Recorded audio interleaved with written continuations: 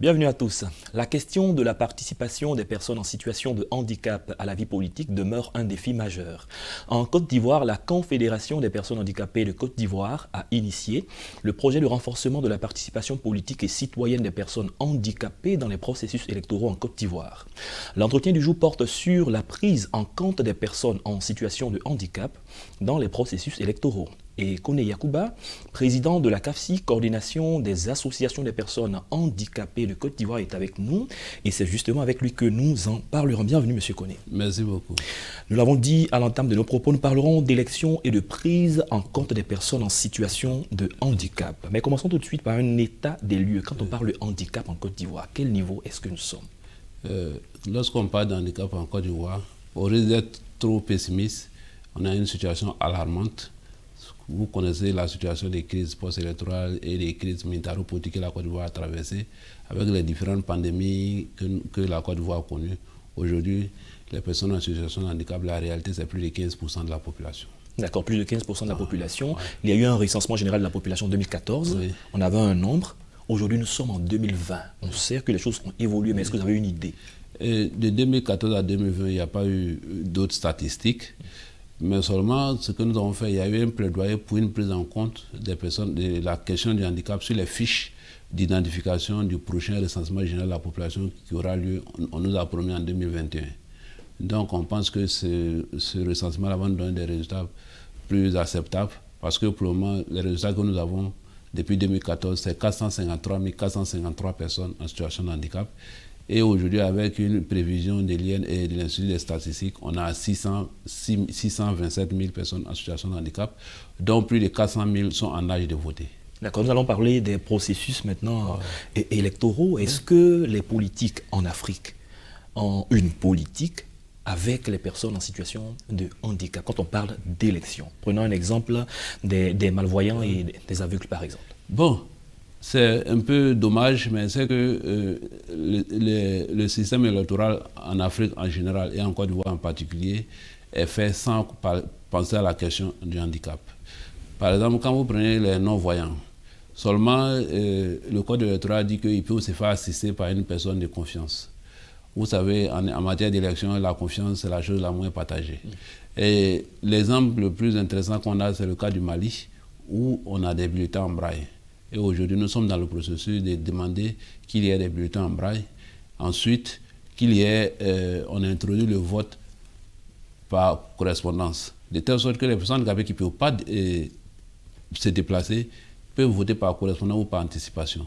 Comme dans des autres pays où les gens peuvent voter 2 ou 3 jours avant.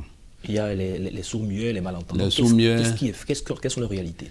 La réalité, c'est que eux, ils ont des difficultés d'accès aux messages de campagne, au programme du gouvernement des différents candidats, puisque quand vous regardez sur la place, aucune chaîne de télévision ne traduit ces messages-là. Et les partis politiques eux-mêmes ne prennent pas l'initiative de prendre des traducteurs pendant les meetings, les grands débats. Même quand le chef de l'État s'adresse souvent à la nation, il y a des difficultés.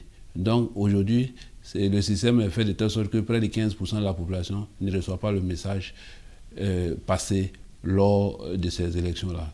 Je voulais remercier Medi TV qui nous a aidés pendant le Covid en nous aidant à faire un plaidoyer pour la prise en compte de la question du handicap dans les messages de sensibilisation. Et grâce à vous, ça a été obtenu. Et tout ce qui s'est fait aujourd'hui sur le Covid en Côte d'Ivoire est traduit. C'est un exemple de combat que nous menons. Et c'est dans ce même sens-là que nous sommes en train de nous battre pour les élections accessibles. D'accord, revenons également sur les politiques, la prise ou non en compte des personnes en situation de handicap dans les processus électoraux. Est-ce que c'est une ignorance? Est-ce que c'est fait à dessein? Ou du moins, il y a une prise de conscience pour désormais intégrer Je pense que je ne dirais pas que c'est fait à dessein. Ce n'est pas aussi une ignorance, mais je pense que c'est un manque de ressources humaines dans le domaine. Et c'est pour cela que nous avons organisé un panel pour nous-mêmes véhiculer l'information. On est peut-être mieux servi que par soi-même. Donc, au moment où les autres s'organisent pour participer au processus, nous aussi nous organisons pour faire des propositions aux décideurs.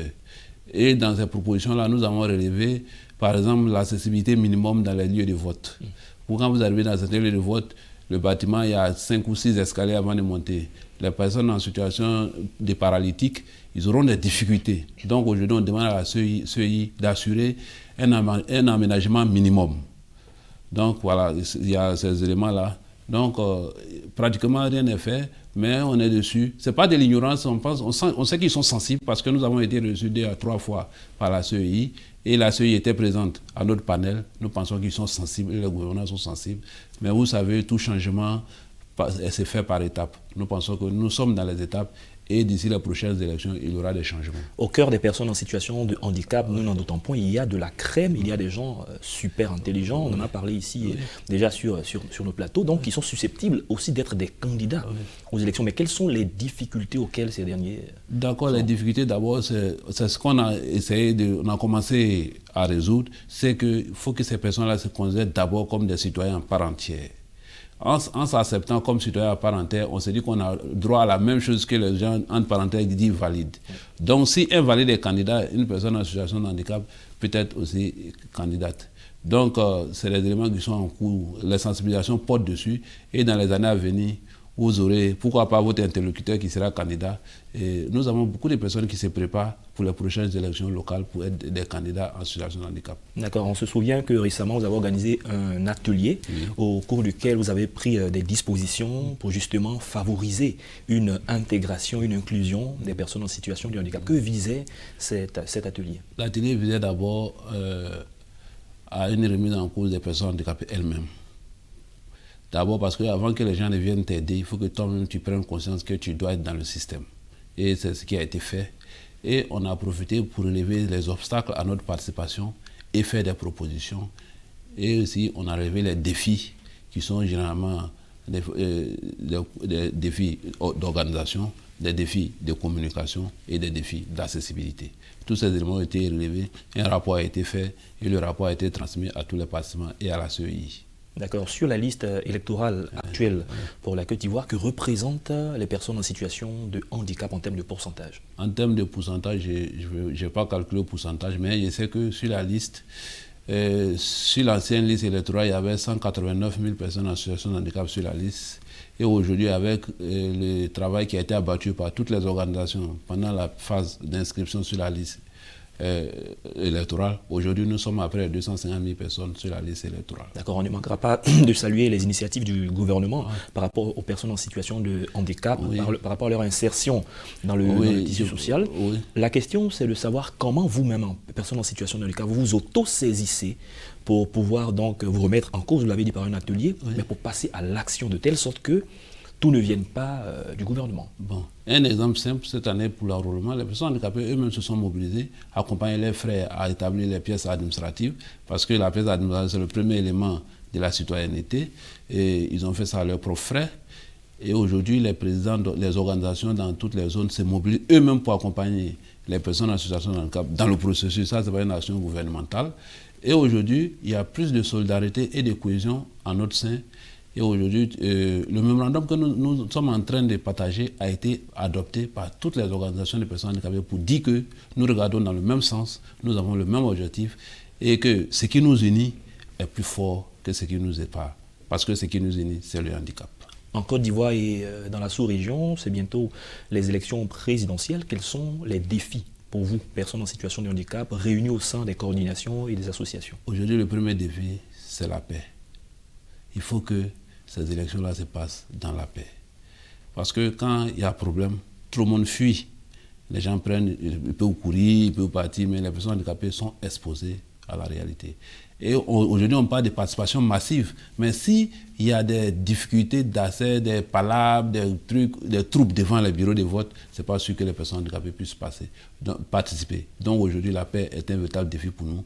Et nous appelons toutes les parties en compétition à voir l'intérêt supérieur de leur population et de penser aux plus faibles que nous sommes pour aller dans le sens du dialogue et que tout se passe dans la paix. Au sujet de la paix, est-ce que très prochainement vous avez des campagnes de sensibilisation? Bien, nous sommes en train de préparer un document à soumettre aux partis politiques pour qu'ils nous garantissent qu'au sortir du 31 octobre, il y aura la paix. Et si ce n'est pas fait, si c'est signé simplement, est-ce que... Si c'est signé simplement, comme les gens le disent, tu peux tromper quelqu'un une fois, tu peux le tromper 2 fois, mais pas 3 fois. C'est pour ça que nous devons construire une force. Si nous sommes une force, si vous prenez un engagement que vous ne l'aurez pas, le résultat, c'est les urnes. Ça vous serez rattrapé très comme nous le sûrement. disons, notre vote, c'est notre espoir. Donc, on prend le vote et on fait tout avec. On doit pouvoir faire tout et obtenir tout avec notre vote. Merci, Monsieur Kone Yacouba. Je rappelle que vous êtes le président de la coordination des associations de personnes handicapées de Côte d'Ivoire. Avec vous, nous avons parlé d'élections et de prise en compte des personnes en situation de handicap. Merci d'avoir répondu à nos questions. Merci beaucoup. Merci à Medi TV. C'est la fin de cette émission. Merci à tous de l'avoir suivi. Bonne suite de nos programmes sur Média.